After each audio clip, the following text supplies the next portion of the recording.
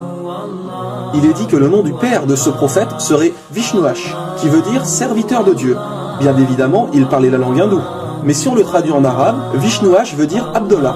Et que veut dire Abdallah? Cela veut dire serviteur de Dieu. Et le père du prophète Mohammed s'appelait Abdallah.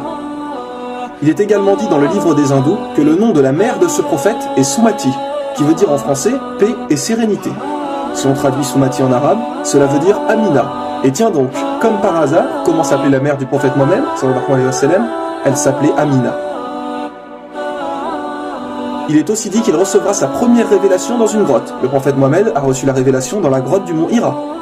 Qu'il aura 4 grands compagnons, référence sûrement aux 4 califes bien guidés. Numéro 1, Abu Bakr, numéro 2, Omar ibn Khattab, numéro 3, Othman, et numéro 4, Ali. Et il y a encore de nombreuses descriptions de ces derniers prophètes, de comment ils vivaient, ce qu'ils mangeaient, etc.